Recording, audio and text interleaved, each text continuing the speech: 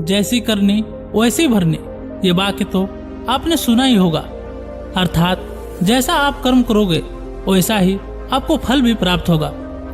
भगवत गीता में श्री कृष्ण ने कहा है कि कर्मों का फल हमें उसी तरह ढूंढ लेता है जिस तरह एक बछड़ा हजारों गायों के बीच में अपने माँ को ढूंढ लेता है। कर्म का फल इंसान को भोगना ही पड़ता है। हमारे किए गए कर्म हमें ढूंढ ही लेते हैं, फिर चाहे वो कर्म अच्छे हो या बुरे हो।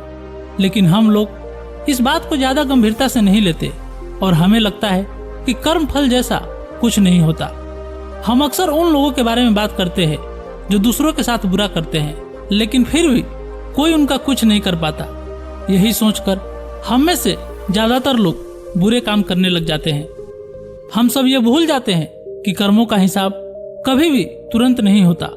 किसी के साथ बुरा करने वाला भले ही आज सुखी हो, लेकिन कभी ना कभी उसे उसके कर्मों का फल भोगना ही पड़ेगा।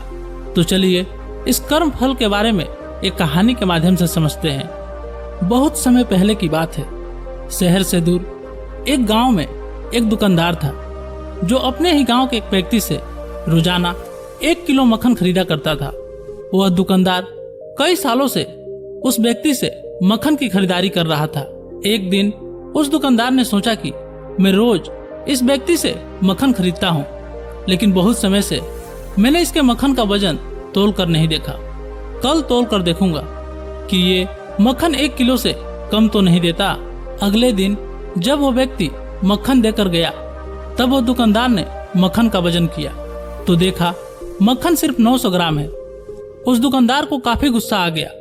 वो दुकानदार गुस्से में गांव के पंचायत के पास गया और उसने उस व्यक्ति की शिकायत कर दी।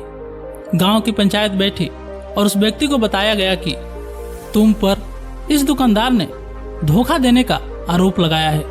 तुम इस दुकानदार को देने वाले मक्खन में हेरा फेरी करते हो और हर बार तुम इसे 1 किलो मक्खन की जगह सिर्फ 900 ग्राम ही देते हो। पंचायत ने कहा, क्या तुम्हें अपने सफाई में कुछ कहना है?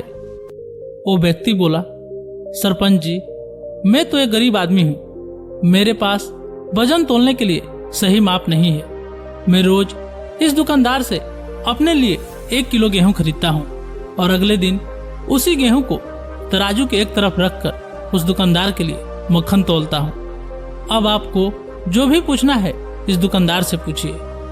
पंचायत में बैठे सभी लोगों को पूरी सच्चाई समझ में आ गई और उन्होंने उस दुकानदार को गांव से बाहर करवा दिया।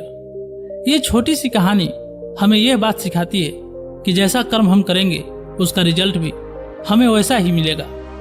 कभी कभी हमारी चालाकी ही हमारा नुकसान करा देती है। हम जो भी दूसरों को देते हैं या दूसरों के साथ जैसा भी व्यवहार करते हैं वो कभी ना कभी लौट कर हमारे पास ही आता है। किसी के साथ अच्छा करोगे तो आपके साथ भी अच्छा ही होगा। उसी तरह किसी का बुरा सोचोगे और बुरा करोगे तो आपके साथ भी बुरा ही होगा। बुरा करने वालों के साथ बुरा ही होता है, फिर चाहे वो आज हो या आने वाले 1 साल के बाद हो। उसी तरह अच्छा करने वालों के साथ अच्छा ही होता है। कई बार हमें ये लगता है कि दूसरों के साथ गलत करके हम बच जाएंगे, लेकिन ऊपर वाला हर किसी के कर्मों को देखता है और उनका हिसाब भी रखता है और जरूरत पड़ने पर हिसाब बराबर भी कर देता है। इसीलिए कभी भी गलत ना करो और ना ही कभी ये सोचो कि उल्टे सीधे काम करके हम बच जाएंगे। जिंदगी को बेहतर तरीके से जियो, ईमानदार बनो। ज्यादा कमाने या फिर सिर्फ अपना ही फायदा देखने के चक्कर में किसी के साथ गलत कभी ना करो। हमेशा याद रखो, जो जैसा करेगा वो वैसा ही भरेगा। ये कहानी आपको कैसी लगी कमेंट करके जरूर बताइएगा और हो सके तो इस चैनल को सब्सक्राइब करके इस परिवार को एक कदम आगे बढ़ाने में अपना बहुमूल्य योगदान अवश्य दे। हमें बहुत खुशी होगी। तो चलिए मिलते हैं एक नई वीडियो में एक नई कहानी के साथ। तब तक के लिए जय हिंद।